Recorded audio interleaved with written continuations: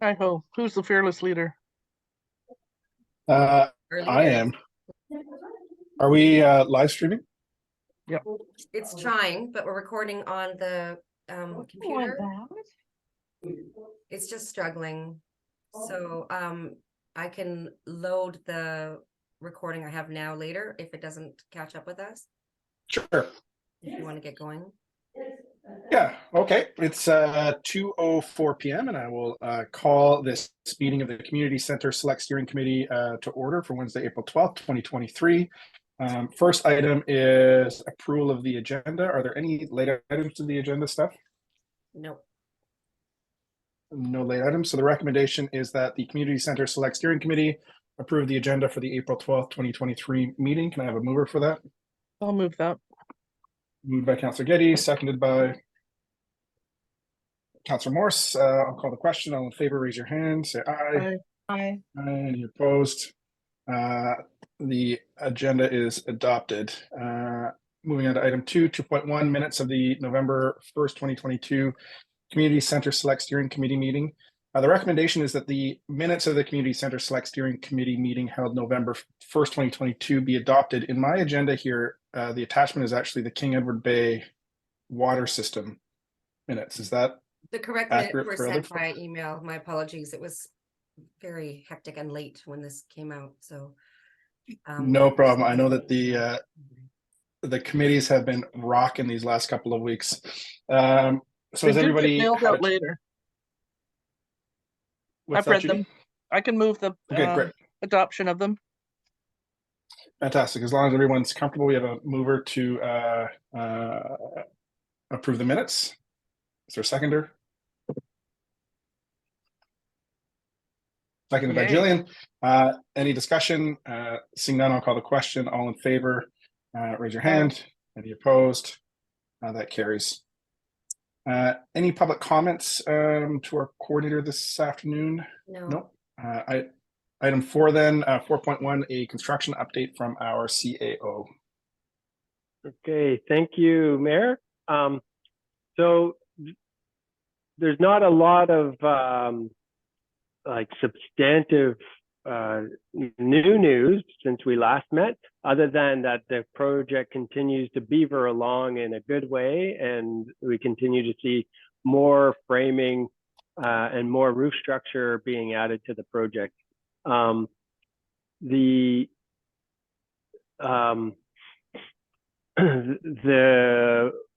roof that's going on right now is the roofing that is over the glulam posts and beams, and it's what you might call a false ceiling. And so it may look like the roof is almost finalized there, but what's going to happen is you're then going to have insulation go on top of that, and then the real roofing material starts to go on top of that.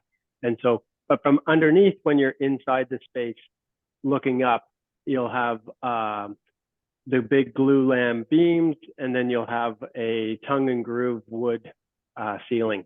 And so it's a pretty exciting time because the facility is really starting to take shape, and you can really start to see the individual spaces coming to fruition.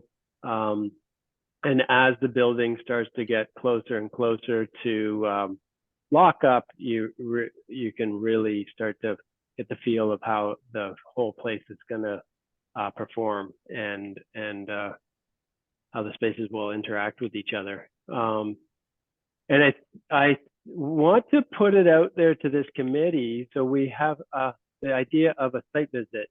We've put it out to Mayor and Council for a site visit. I think we've landed on, I want to say April 24th. Is that correct? Is that Monday? Yeah, I think we're landing on Monday, April 24th. And so I want to put it out there to our other two non-council committee members. So that's Jamie and Rob, if they would like to join in on that site visit on that day. And if that doesn't, the right date. is that not the right date? I looked at the doodle poll yesterday, and it looked like March 24th, the Mondays, was emerging as the most March? available day. Sorry, April. Yeah, last month. And it was equally spread out between 10 o'clock, 11 o'clock, 3 o'clock, and 4 o'clock in terms of availability. So if Okay. anybody didn't have a chance to do the poll, would like to weigh in now, we can take that Right, in. Liam, I think you're right, and I didn't put it in my calendar because it hadn't been decided. Right. I'm better with early. Well, I can only attend if it's early, but Rob may be able to. Why don't we wait till Rob joins us before we make a decision?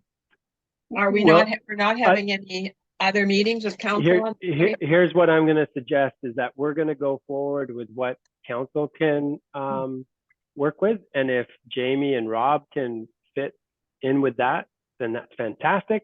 And if not, we'll make another site visit where maybe it's Jamie and Rob and whoever else can or wants to tag along as well. So I just the complexity of getting council all in one spot is challenging enough.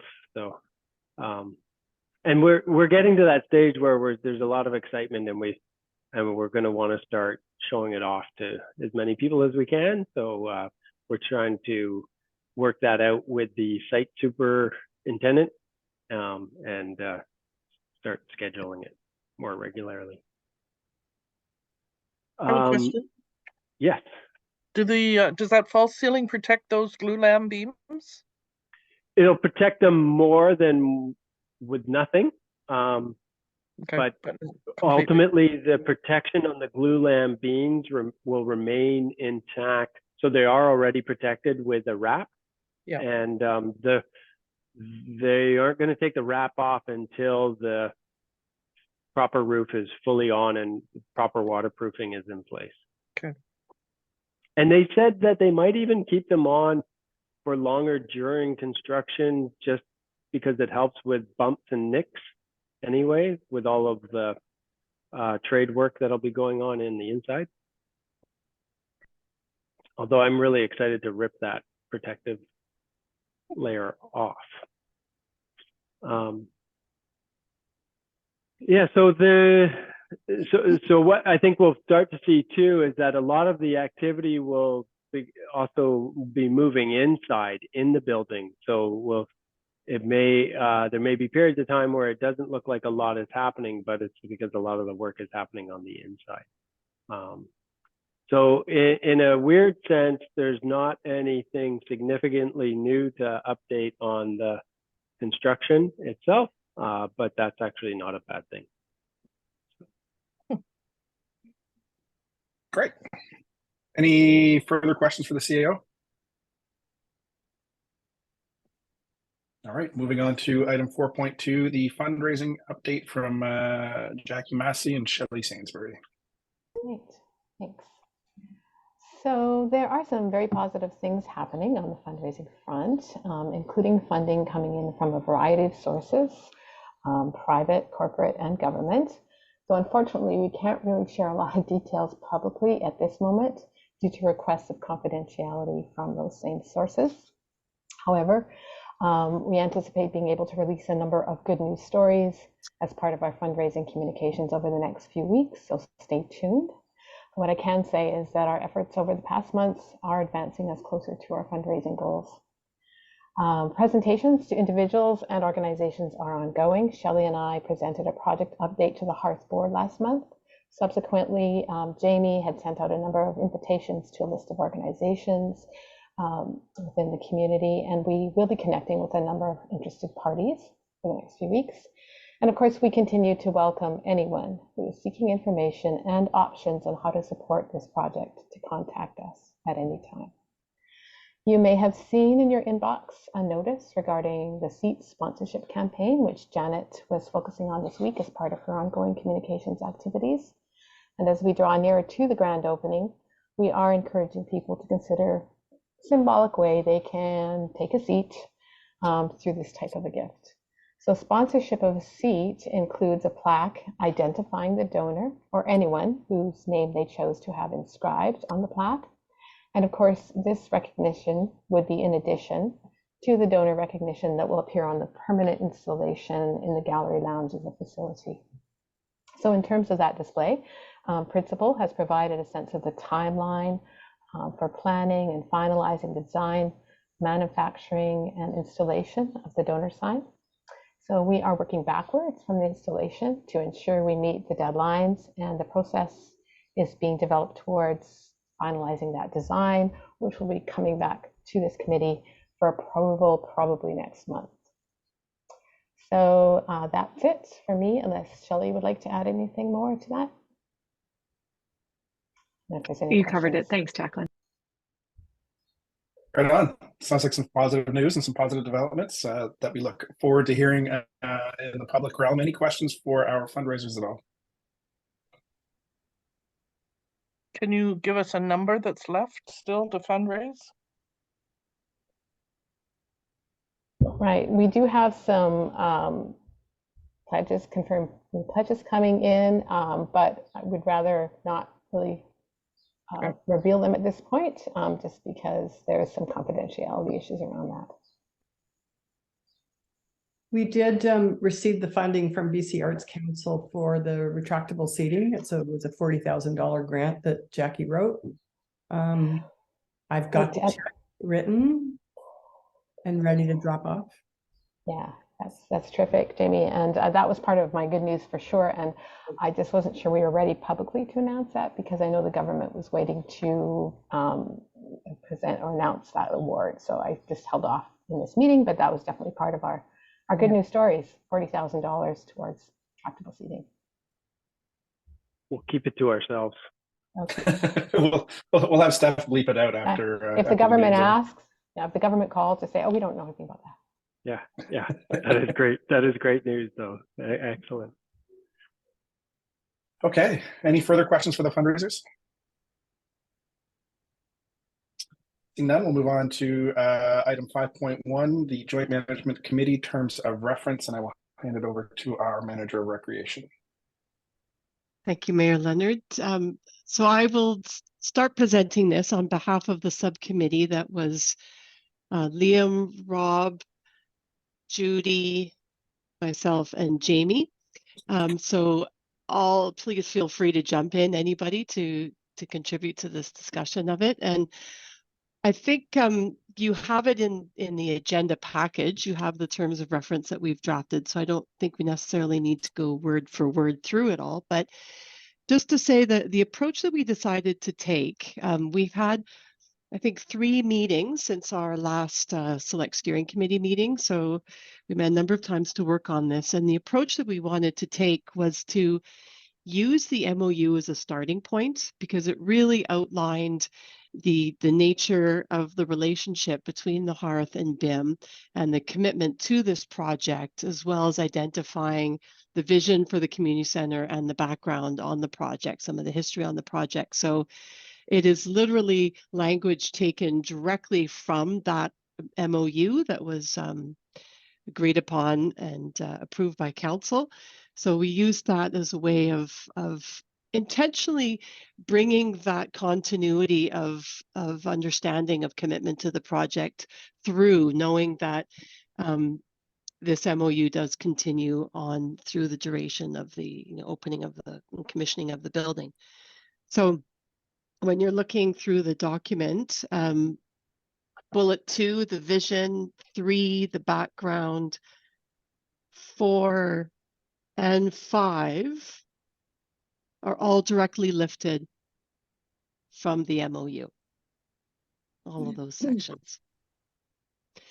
We did a little bit of shuffling things around very slightly, but not very much, and nothing that significantly alters the intention of that memorandum of understanding. Before I go further, does anybody want to add to that from our subcommittee?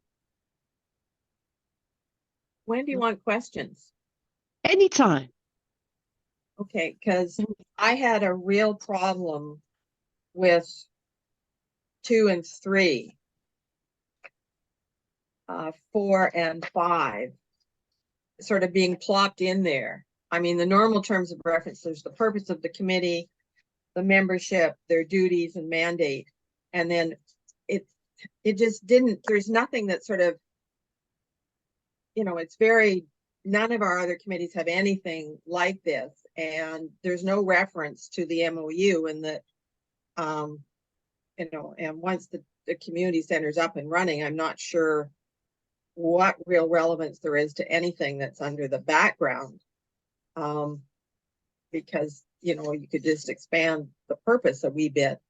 But, and for 4 and 5 are, they're being picked right out of the MOU, but if you don't know about the MOU, you'd sort of say, well, what's all this about? So to me, you need just a little paragraph or another sentence or two under purpose that then references that a vision was developed for the community center, which would guide the committee in their deliberations, as well as the relevant sections of the MOU, which are attached in Schedule A, sort of. And then you've got just a real straight terms of reference. So anyhow, that was my comments on those first sections.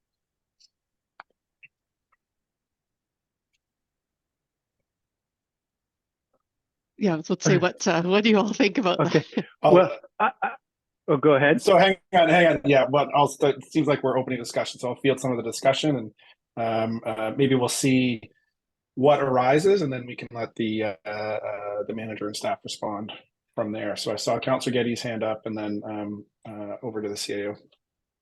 We'd gone back and forth and made reference to the MOU and the other documents, the recreational master plan and the cultural master plan, and we thought we'd try and get it into one document instead of people flipping back and forth.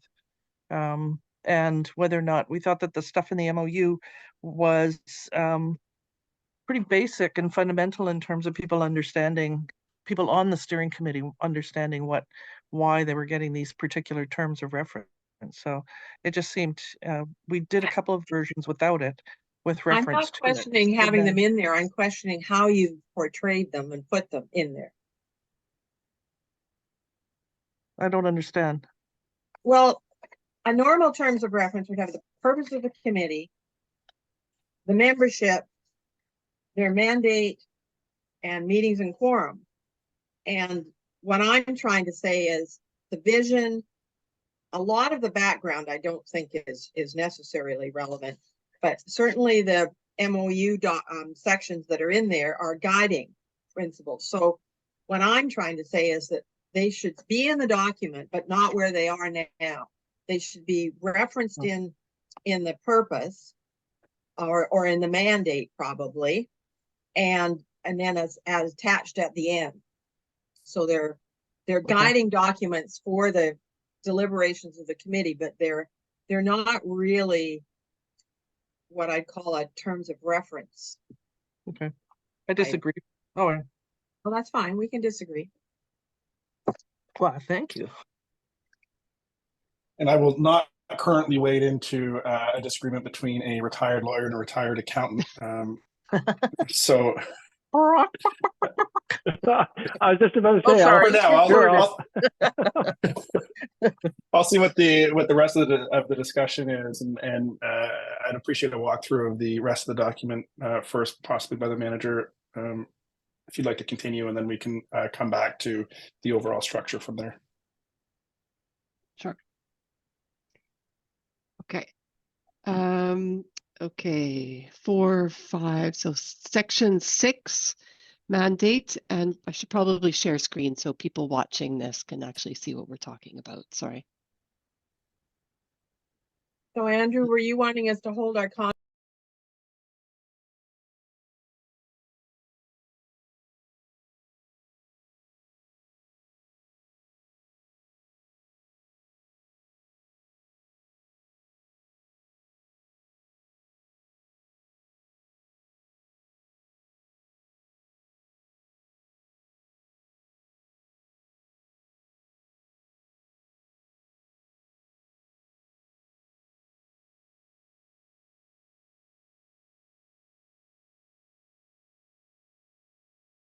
for a moment.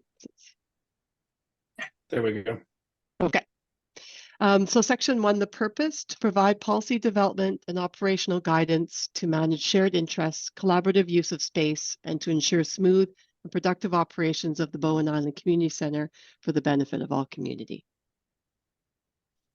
And then, as we were just discussing, sections 2, 3, 4, and 5 are all taken from the MOU, and we will come back to if we feel that should stay there or change the format of it. Mandate, duties, and responsibilities of the Joint Management Committee. The Joint Management Committee is a standing committee of Bowen Island Municipal Council, which acts in an advisory capacity to council, with all final decision on policy and rate structures resting with council. So I just feel I need to ask, would you like me to read through this, or would we like to discuss the points as we go through? Sometimes I'm hesitant to read what is all in front of you. Maybe just a sort of high level summation of what the mandate and duties and responsibilities are. I don't think there's a need. I mean, unless there's any objection to going through point by point. So just the general thrust of how the committee works and what terms it's operating under. Okay. Well, one of the big ones was looking at anything that has budgetary implications for the facility. And that was a large component of this, particularly this first section. And any procedures, administrative procedures that have impact on the operating capital budget. We recognize that within all the policy decisions to be made with these, there's a lot of discussion and need to identify how the facility will be used by whom, in terms of community, rentals, partners. There's a lot of decisions to be made on how we set the priority of use and when there are budgetary implications within that.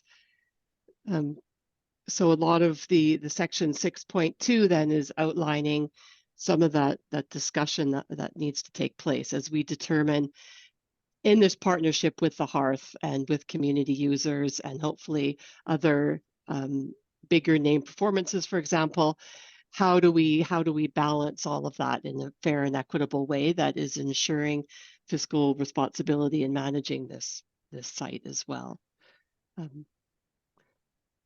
Again, I welcome anybody to jump in. We had sort of talked about all of us doing this a bit, so yeah. Sure, I'll jump in, Jillian. I just really to summarize what Jillian was saying is that we believe that council will have the final decision on budget, and that'll be an annual decision, and then on capital improvements to the facility as well.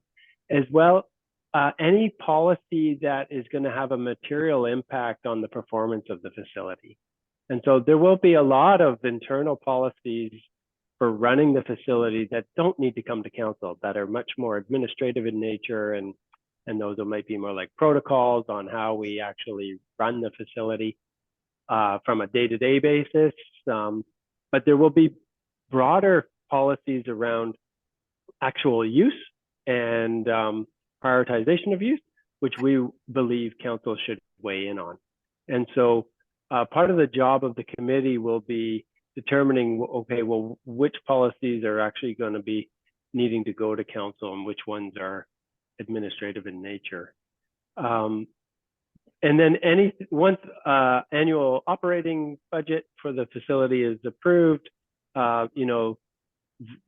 we wouldn't really see the need for coming back to council for any kind of financial decisions, unless it was an unknown, like there was some large maintenance requirement that was unforeseen or something like that. But otherwise, the sort of daily operations would be managed at the committee level or even the staff level. And then we felt that the committee is going to be a really good sounding board and oversight for the actual management of the facility, and help with ensuring that performance of the facility is being achieved in the way that that we all hope that it would be. And we think that that will be tracked through periodic updates that the manager of the facility will be providing to the joint committee, and also then periodically to council as well. So what we're really trying to do is to delineate, okay, well, more specifically, which elements need to come to council and which elements lie with the committee.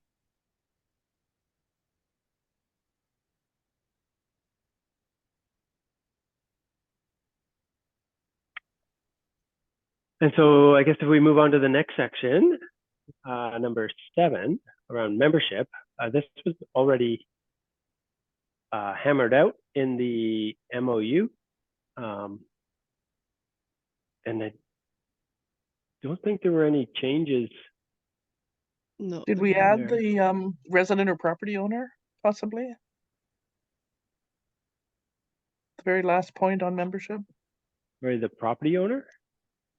I'm not sure if we added that. That might be new. That's standard in all our terms of reference. Okay. What about the bullet about any other council member may attend meetings of the committee as a non-voting member in a resource capacity? I've only seen that in the APC. Sorry, say that again, which was? The second to last second to point. the last bullet. Yeah. That was taken from the terms of reference template. Well, this is also, and this is just a acknowledgement that any council member can attend any committee meeting at any point in time. And so if a council member is not appointed to a committee, they can still attend any committee meeting, but they don't have a vote at that committee. Okay, I just didn't remember seeing that in the terms of reference before, so that's fine. I have some questions, but I'll save them because we're not doing questions till the end. Steph has popped a message in the little text box. It doesn't seem like her sound's working. It's working. I'm just not on the committee. Steph says up to 2 years membership term. Can that be 3 or 4? I was going to ask about that as well. It's just. Yeah, I mean, we can craft this in the way that we see best. So if this group believes that 3 or 4 is better than 2.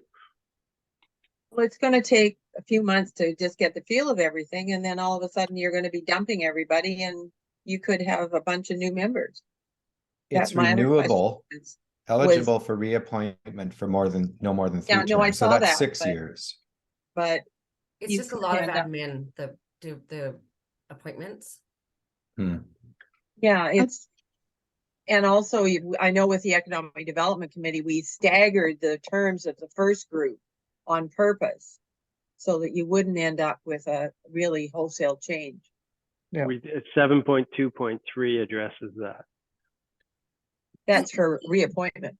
So if it says up to 3 or up to 4 years, then we can have a couple of people be appointed for 2 years, a couple of be appointed for 3 years, so they don't expire at the same time.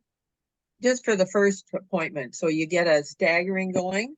Yeah, 2.7.2.3 says members at Oh, they are large shall be staggered Okay, by sorry, 1 Mr. year, and for the initial appointments, one will be appointed for a 1-year term and the other for a 2-year term. I'm happy to go to a longer term because there is value in that. Yeah. You know, especially as we start up, and if we find that, I mean, and if somebody wants out early, they can always get out early too. We'll just get out, yeah. Yeah. And up under the bit about committee members are eligible for reappointment, does that apply to everybody? Or just the community members at large? Any committee member. Okay, so so for example, up in the top, you said Bone Island Community Recreation. Yeah, I thought we had envisioned it would be the manager of recreation and community services. So basically you're saying if Jillian stayed working for us for 10 years, she could only be on the steering committee for 6. Yeah, that doesn't quite work, does it? Oh, good point. No, we want the manager of recreation. Okay, so there then what all the I time. would say would be the Bone Island Municipality Manager of Recreation and Community Services. Or her designate, because if she just, if there was an agreement that somebody else should do it that works for her, then, but you don't, it looks odd saying Manager of Recreation and Community Services in brackets. Why not just say that person? Similarly, the Hearth staff member Yeah. could mention the Hearth ED or their appointee. And then the other members recommended by Recreation and the Hearth would be like the community members eligible for a certain limit. Jillian, are you capturing these? I In am. any way? Okay, great. I am. So it could be wrapped up as with the like that part about the term limits is with the exception of name the 2 positions that are exceptions rather than the many that are Or we could the potentially 2 staff positions. Yeah, just specify that it's the exemption of staff. Staff is exempt. And the other question I had was the member recommended by the Hearth. I was wondering for clarity if we should say the Hearth board. Sure, that's who would be. Yeah, just to clarify. And then the one member recommended by Bone Island Community Recreation, that's a department, or are we talking about the commission?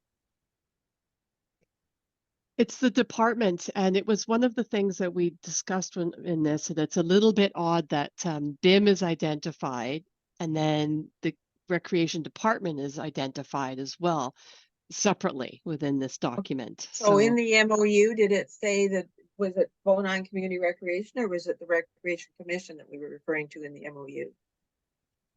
Bone Island Community Recreation, the department. The commission is not referenced in anything in the MOU. Okay, because I had in my mind that the commission was the one that would be appointing. And it's the other piece that's slightly awkward about this is that the facility manager has no representation on this committee, yet they have a massive role to play. Well, I would think they would be a staff appointed committee member, non-voting. So you've got other staff that are voting. When we did the MOU, we had no idea how the facility was going to be operated and what kind of staffing it was going to need. So. And it is likely to change again. So we have that on a lot of other committees where there's a staff representative, but they're non-voting. Yeah, isn't there sort of a term in all the other terms of reference where, I can't get I'm trying to slide your screen down. There's nothing there. Usually there's something where the CAO will appoint a staff member or something like that to the committee. We have that in some of the other committees. That's in Transportation Advisory Committee, and I'm looking for housing because that's the one that Daniel's always at, but not a member of. Let me just try to find that. Yeah. It's kind of like the Finance Advisory Committee meeting. I always go to those, but I'm not a member. And Kristen, not a member either. I think she's identified in that way as like a non-voting member. Oh. Yeah. So maybe just make a note at this point that somehow we need to put in a line that enables the CAO to appoint a staff I think member. the facility manager as a non-voting member makes a whole lot of sense. How does that fit with the others on the committee here? Sure, it's the same as other council members wanting to attend as non-voting members in a resource capacity. No, it's different I know, but because it's, you want them there. The other Technically- council members are just there because they're interested people, members of the public. Yeah, this person will be going. They'll be attending for sure. Mhm. And we don't have this bit about any other council member may attend meetings of the committee as a non-voting member in any of our other terms of reference. It's just understood that you can go. Mhm.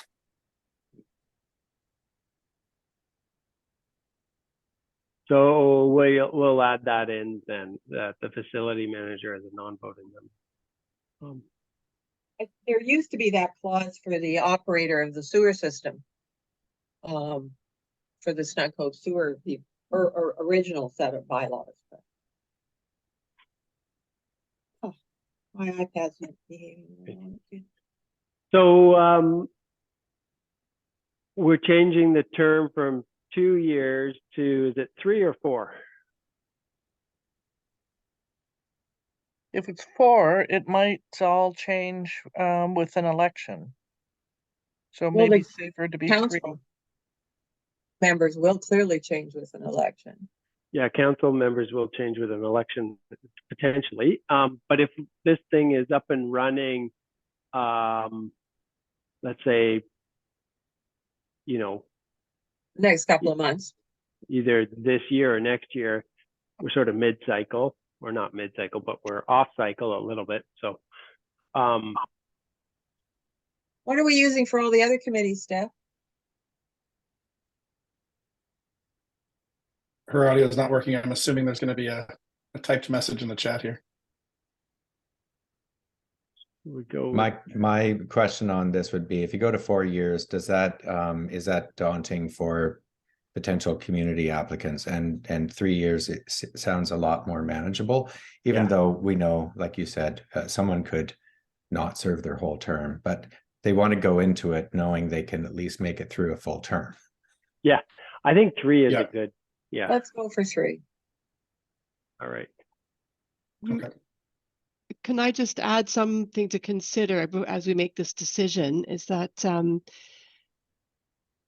in this first year, in this first iteration of this committee, it's a lot of policy development work, and the work required of the committee, the nature of the work will shift.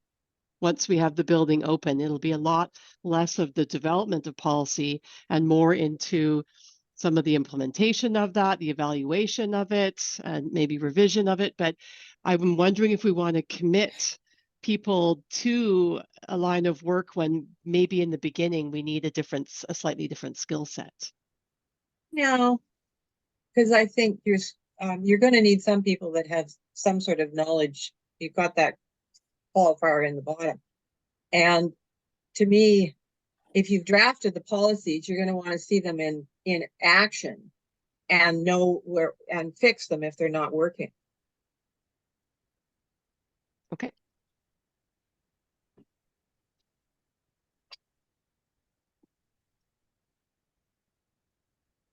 My only questions here, just in the composition of membership, I have 2. One is whether it's worth specifying that the Hearth staff member be the executive director, given that this is a management committee.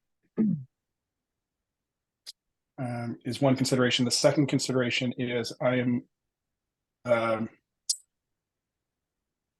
not clear about the interaction between this committee and the Recreation Commission.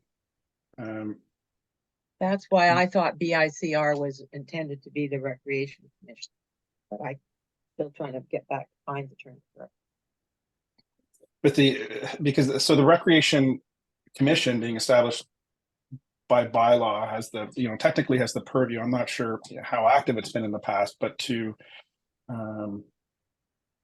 deal with recommendations regarding recreation and community services. And right now it feels like there might be the creation of a weird governance mismatch between this committee and the Recreation Commission. Particularly if there's no representation from the commission on the management committee. Well, unfortunately, there's been a mismatch, and if that's the read of the bylaw, then there's been a mismatch in how we've been operating for a while then. So the Recreation Commission hasn't been active for Since COVID started. yeah, I was going to say since before I arrived. And we have, Jillian and I have had some initial conversations with the de facto chair of the commission and about trying to like resurrect the commission, or, you know, breathe some new life into the commission. And, you know, maybe participating in this committee is a way to support that. But regardless of what the commission, how the commission continues to function, I think this committee, I don't think that there's a conflict with having this committee. I think There's no conflict with having this committee. I think what Andrew's saying and what I'm trying to say is the member recommended by BICR should be, and I had thought that was what it was all along. I'm sorry I didn't catch it in the MOU. Was a member recommended by the Bowen Island Recreation Commission, and it's Recreation and Community Services Commission, if I'm understanding the title correctly. If I remember correctly. However, so even in this committee, the Recreation Commission hasn't been represented, and their views haven't been represented. Yeah. So and operationally, so I understand that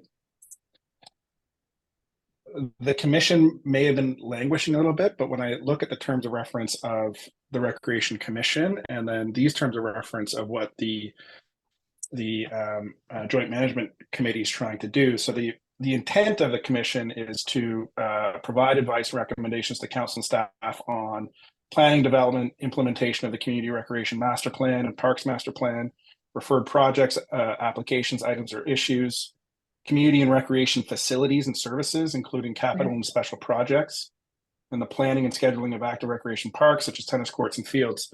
So that speaks clearly to a facility use that was implemented by bylaw on the commission. And then the Joint Management Committee is looking at, when we look at 6.2.1, priority of uses of publicly available space, allotments and different types of uses, rental and use policies.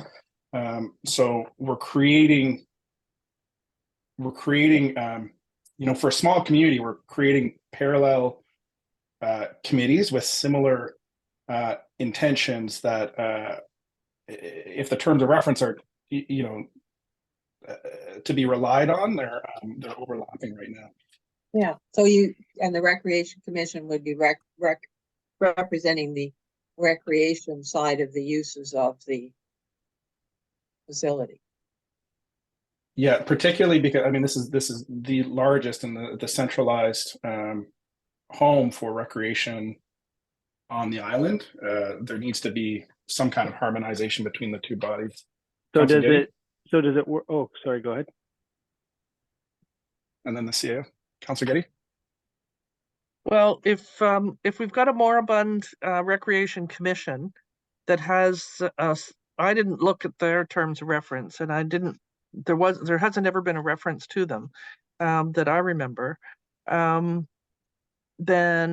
I think we need to sort that out separately, because if this this particular committee we're hoping up and running and starting to work on policy before the doors open as soon as possible.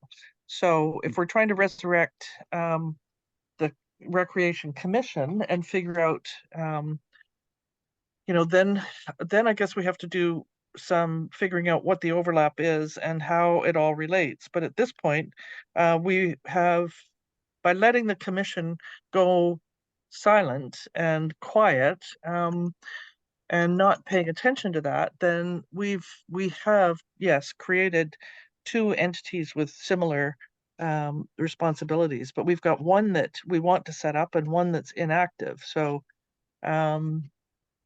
you know, the commission has X number of people sitting on it, and if we want to have one of those people in this committee allocated specifically as possibly the member recommended by the rec department, we can specify that easily.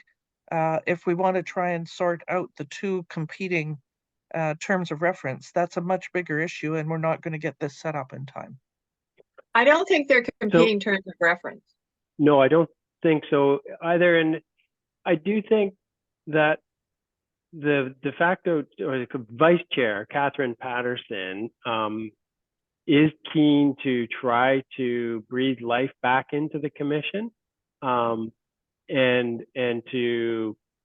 I think that she can bring a lot of value to Oh yeah, the project and to the to recreation and community services in general. She's pretty enthusiastic, and so I think she would. I mean, I'm not certain, but my guess is that she would welcome being invited to participate in this group, and that would help sort of bring some of that vitality back to that commission as well. I think in all fairness, because when COVID hit, everything came to a grinding halt. You know, there wasn't any recreation programs or anything. I think sorry, Councillor Morse, I didn't mean to interrupt. Well, and I was just going to say everything came to a grinding halt because of COVID, and there were no programs being run.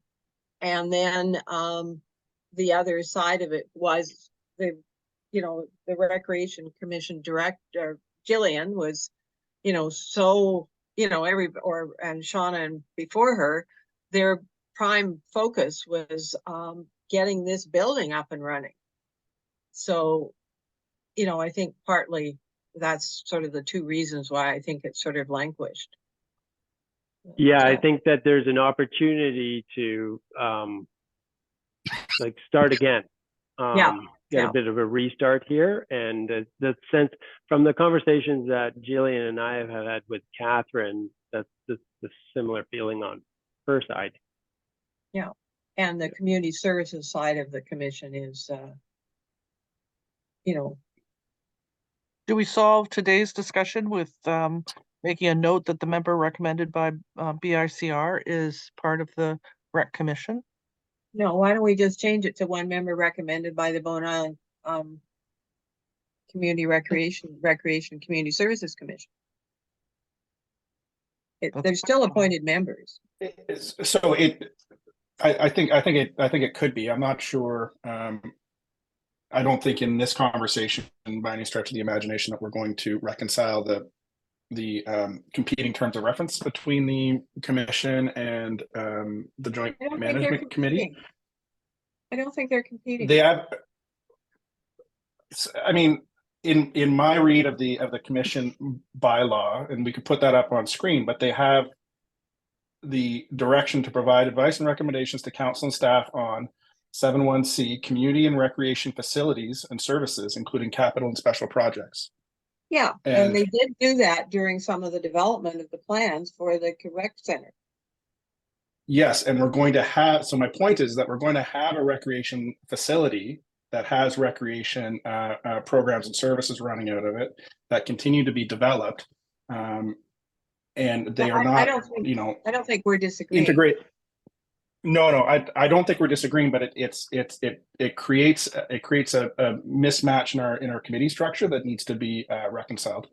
So something needs to happen with the recreation committee, or they need to be better integrated in the joint management committee, well, given their purview in terms of reference. Joint management committee. Just like the Hearth has a member recommended by the Hearth, there'd be a member recommended by the rec commission. Jillian, I saw you had a hand up. Yeah, thank you. I just wanted to point out that I've noticed that those terms of reference for the commission are actually extremely old, and it's when Parks was part of it. So I think part of the challenge, and this is what I've understood from speaking with Catherine as well, is that it basically, the commission did not understand their reason for existing for quite some time. And then that was part of the reason it sort of disbanded somewhat. I don't think it was entirely COVID. And actually, I would venture to say that during COVID, everybody uses that term pivot, but recreational programming's had to pivot constantly, and having a commission providing expertise and guidance and assistance at that time would have probably been really helpful to those people on staff, because it was a time of huge amount of decisions and change in a rapid period of time. So I think the commission would really benefit from council probably and senior staff really looking at what is the needed role of this body. And I think there is a need, but it's not as articulated at this time in the terms of reference or within the composition of that committee or that commission. Some members have said they'd like to return. Some have said they're not interested anymore. So, and I would suggest, if possible, that we say that is one of the members of community at large is, we were already thinking that would be Catherine Patterson or a different representative from the commission.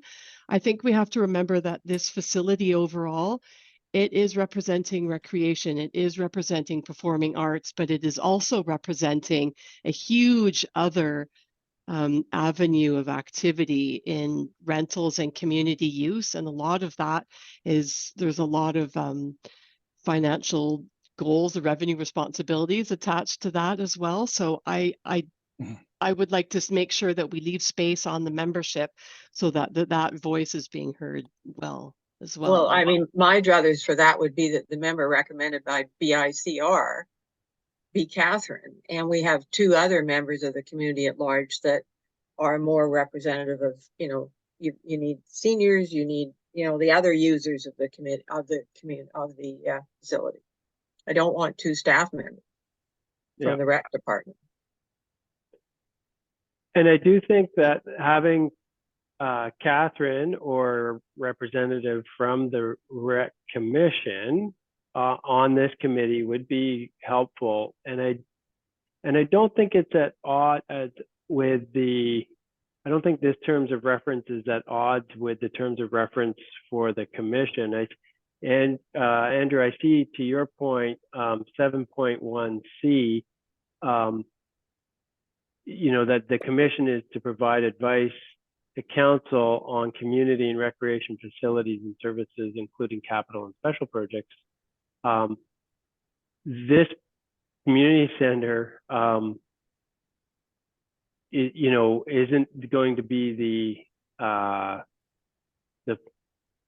final capital project for recreation and or community services, right? We're talking about I was going to say pickleball, but with the school district, this multi-sport court, and there's other things that we're in discussions with. So with certainty, the rec commission can still be providing recommendations and advice to council on other facilities and special projects that might arise throughout the community. And so we should look at the terms of reference to make sure that they're not conflicting, but I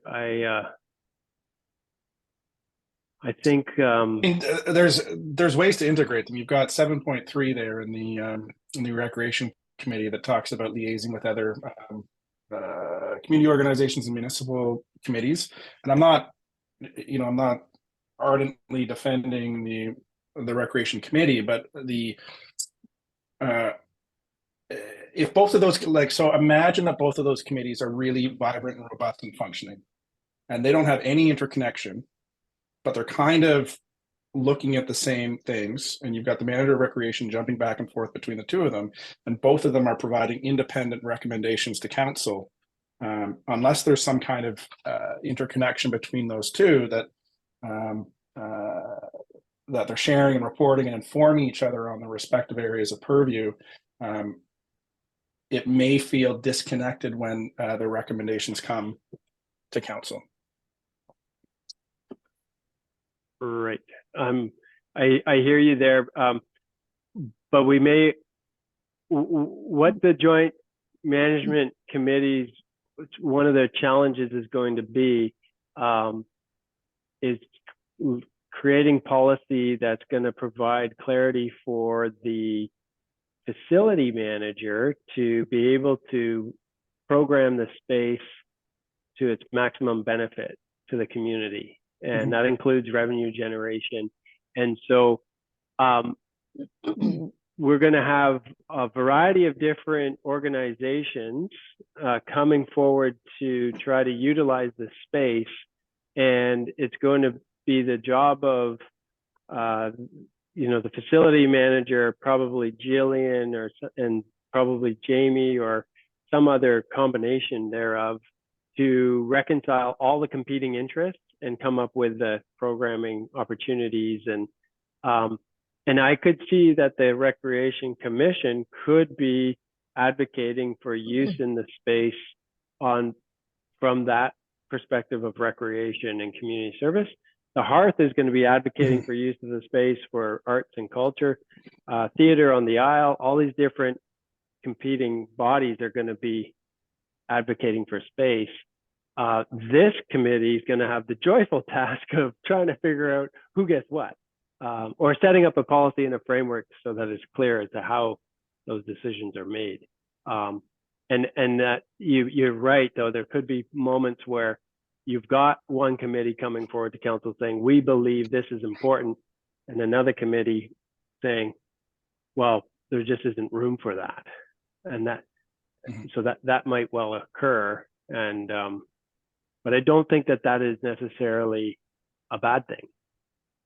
I mean, we've got a bit of a parallel with the joint use. Sorry, I'm gonna, Judy's got her hand up, so I'm gonna go to Councillor Getty and then Councillor Morse. Can we resolve today? I think that Andrew, you figured out and highlighted a gap. And I think that one of the recommendations from this steering committee today could be to review that bylaw and the terms of reference for the commission. If there's more to it than just this facility, then I think that we need to be more. I can see that broader thing coming in with one interest in terms of this facility, but having a whole bunch of other interests too, in terms of all the things that are going on with the rec department and their part of it, and anything else outside of this building that exists or might exist. So I think it's a review of those terms of reference is something that is cropped up, and see whether or not, if it's, used to be parks and it used to be, talking about facilities when we had none and whatever, we can update it and figure out how these two merge or, overlap or fit. But I think in terms of resolving something today, if what we want is to make sure that somebody from the commission like Catherine, whether she's appointed as a member recommended by rec or one of the community members at large, I don't know that necessarily is going to be critical, but somebody that, if she's capable of and interested in revitalizing the commission, it seems to me that that's a slightly different organization and that can coexist, and we just have to figure out how to update those terms of reference. It hasn't been considered in this context. At least I haven't. I don't know about Jillian, but I think that's work going forward as opposed to stalling this. Yes. Councillor Morse? Well, I just wanted to say those terms of reference for the Rec Commission are not that old. We wrote the bylaw, revised it. I can't remember exactly when. Because 2013. Yeah, but prior to that, it was the Parks and Rec Commission, and the Parks part got totally removed out of it. And the Parks and Rec Commission was a mandated commission in our letters patent. So we amended a bylaw that had existed to get the Parks part out. So it is strictly a Recreation and Community Services Commission. And they did a lot on community services side of things too, over the years. So anyhow, and I think, they'll recognize, represent the recreation and community services use side of the facility, as the hearth represents the arts and cultural side of use of the facility. And then our community members at large, are they going to be elected as appointed by council from people who have applied to be? It's sounding like you're talking about appointing them, but are we going to do the normal process and let people fill in applications? That's what I had assumed, that people Yeah. would apply. We may want to specify some of the skills that we're interested in, especially in the early days, establishing all the policies and getting the thing up and running. I've got a person in mind that I'm going to arm twist to apply.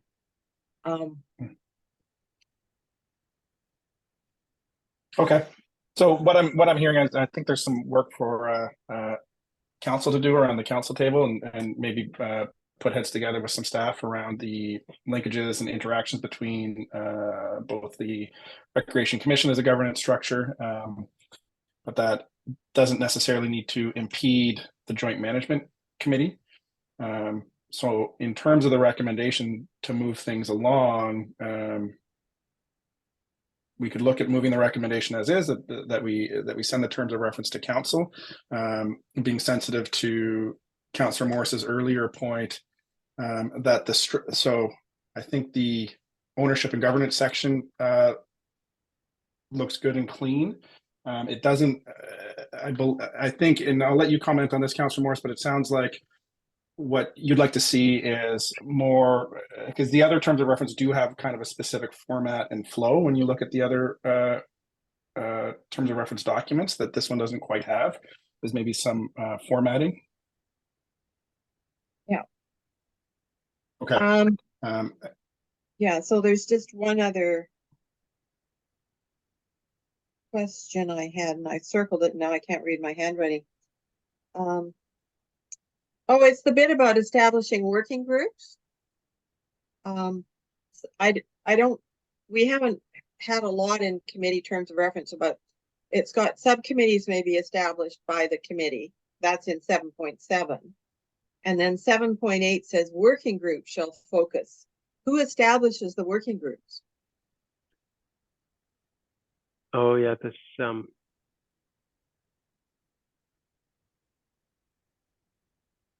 I think that should have been subcommittees too.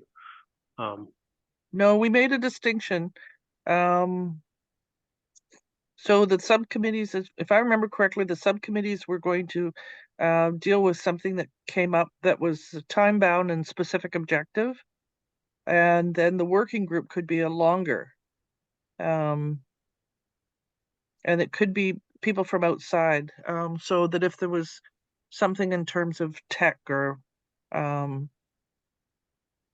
advertising, but in 7.7, you've said subcommittees may be established by the committee. Yep. And then in 7.8, all of a sudden we've got a working group. Well, who creates the working group? The committee.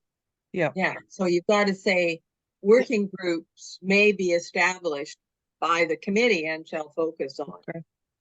Yeah. We can revise that. A specific purpose established by the committee too. And working, and just to tack onto that, I believe working groups would need a bit of a definition as well. So committees and subcommittees are handed, or I mean, they're very well structured through and established through procedure bylaw, but there's I don't know if there's reference to working groups anywhere else in our procedure bylaw documents, or I mean, procedures bylaw, can subcommittees have members that are not members of the committee? I see Steph nodding her head. Okay, so then why, so then subcommittees and working groups are one and the same?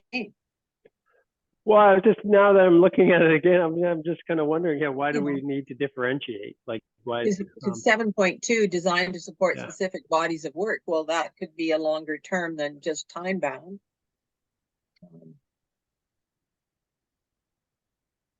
Is there any?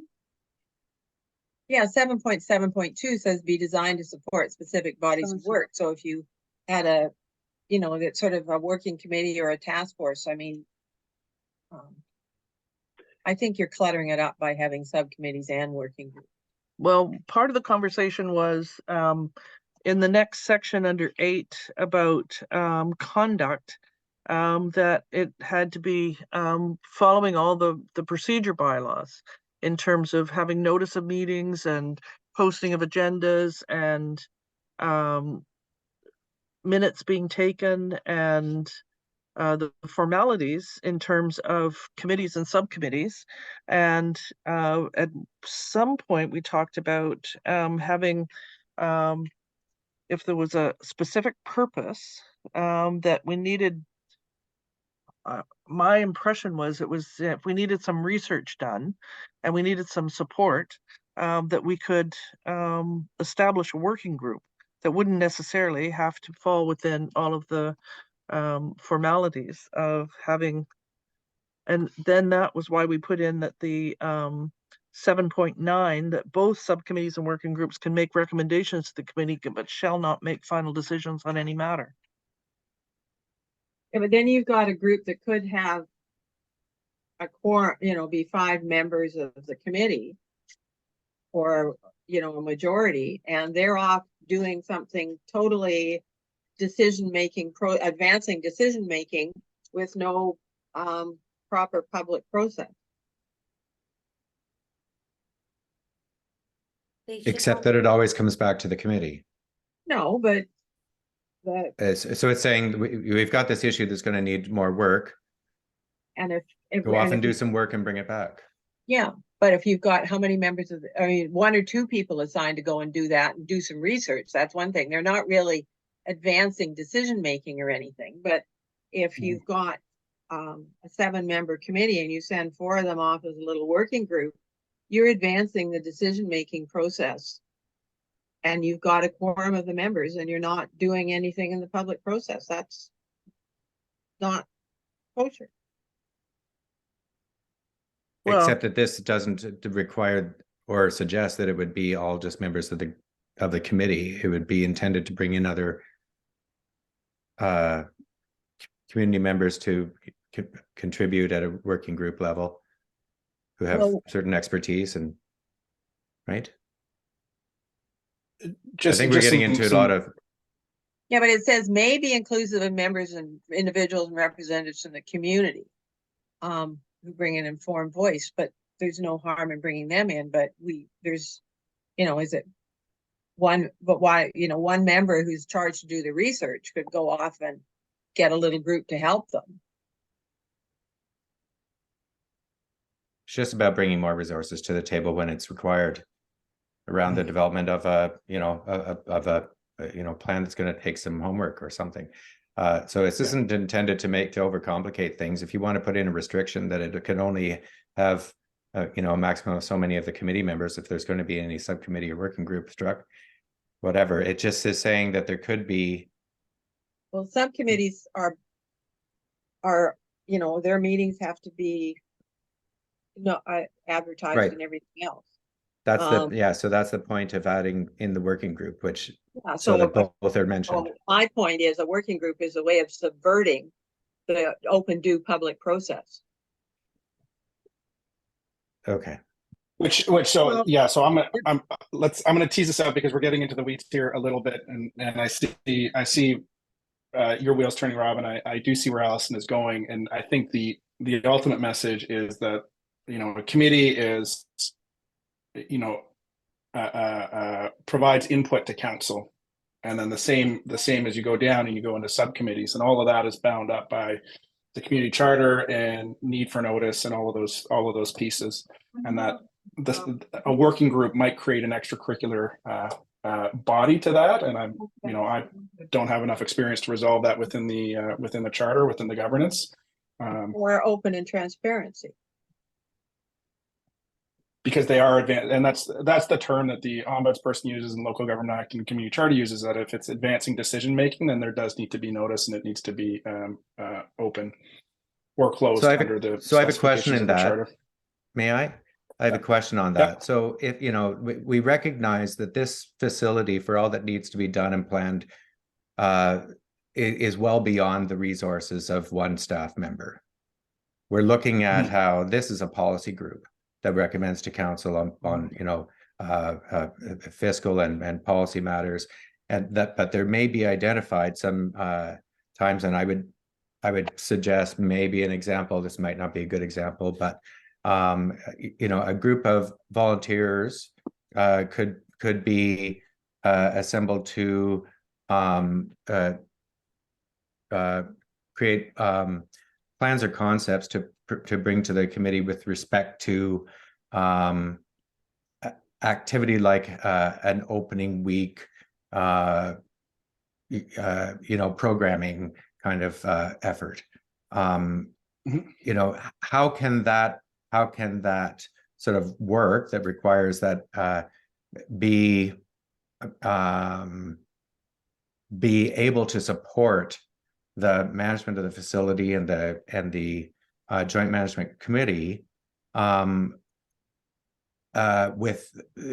does any of that kind of work by a group of volunteers with certain expertise mean that it must be a subcommittee that has public the guidelines of the act? Right. Well, there's a difference between volunteers that are working under the direction of a staff member versus a group of people that are sent off to totally on their own advanced decision making.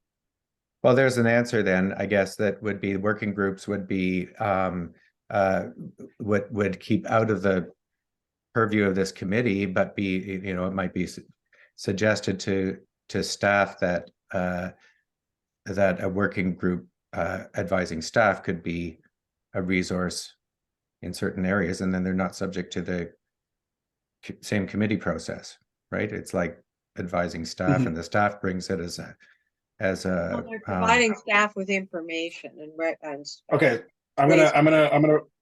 folks, I'm gonna bring us back in here and just make the note that the working groups part of this just isn't defined, which I think is part of the challenge within this, because it doesn't feel clear. So go to Councillor Getty, then to the CAO, and then I'd like to move to a recommendation, just looking at the clock. So if 7.8 were worded so that it was working groups with no more than 3 members of the joint management committee, but may be inclusive of individuals and representatives from the community who bring an informed voice to the subject matter being explored, may focus on specific purpose, something like that, so that it's not a quorum of this management committee, and it is something that can just be pulled together when needed.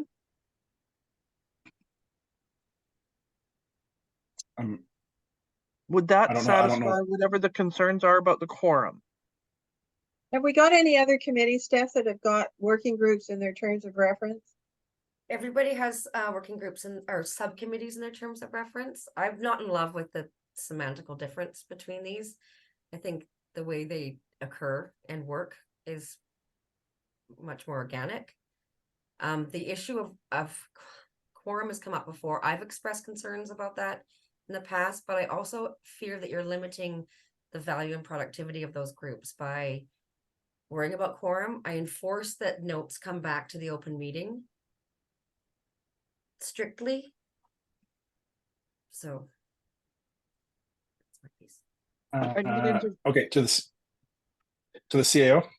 I was going to suggest that we just delete 7.8 for now and work with the subcommittees, and I think there will be lots of opportunities where this committee and or subcommittees will be looking to external folks for input, in the same way like right now there's a subcommittee of the heart board or a committee of the Hearth board that is providing great value and input and advice to the project.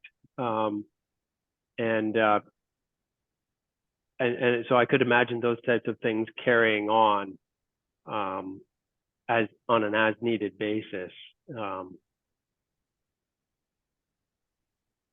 So my recommendation would be, for simplicity, we just take that out for now. We seem to be able to get the work done that we need to get done, and if there is a desire to get some ad hoc advice and support from an ad hoc group, I think we'll do it, and on an as needed basis. And if we find that the subcommittee structure is too constraining, we can always amend this at a future date. So take working groups out of 7.9 as well. I'd rather leave it in and we figure it out as opposed to deleting. I think it's important. I move that we delete 7.8 and the reference to working groups in 7.9.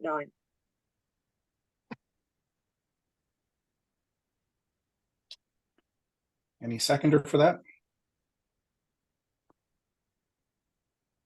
Seeing none, the motion is not brought to the floor. So I'm going to look for a recommendation now, knowing that some of this we could sort of the council table. There's another thing that the, needs to be changed. okay. I thought in 6.1.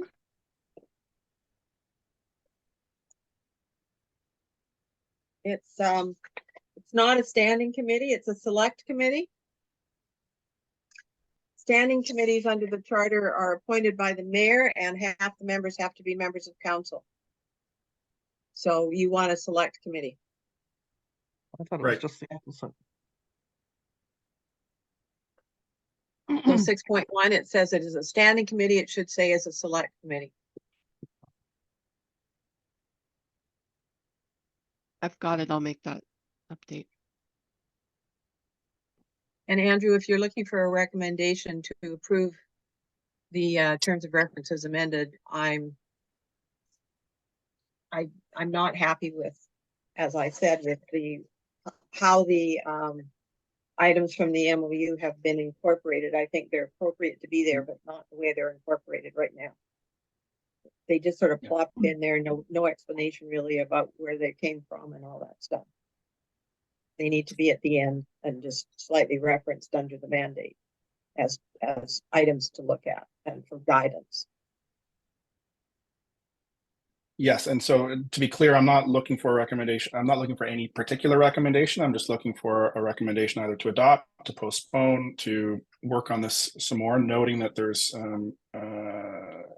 differences in the room here, or it can go up to council and we can have the discussion then. My main concern right now is being mindful of time and knowing that we still have a closed meeting ahead of us.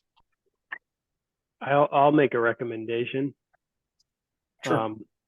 I would recommend that the committee request that the subcommittee make amendments to the draft terms of reference for the Joint Management Committee as discussed at our meeting today, and bring it back to the next committee meeting. I think it'd be better for the subcommittee to incorporate as much as we can that we heard today to clean it up and bring it back for another go before taking it to council. I'll second that. Okay, moved and seconded. Steph, do you have that written? Were you able to capture that? I have it written in pen. Okay. Are you able to read it back just for just to satisfy my right-angled nature around procedure? Are you able to read it back as you have it? No, I'm not. I'm actually videoing you with my phone, so I have exactly what Liam said with my phone. Great. Okay. So it's been moved and seconded. Any discussion? Seeing none, I'll call the question. All in favor, raise your hand. Aye. Aye, and what is that? That's 6. That carries. Or sorry, any opposed?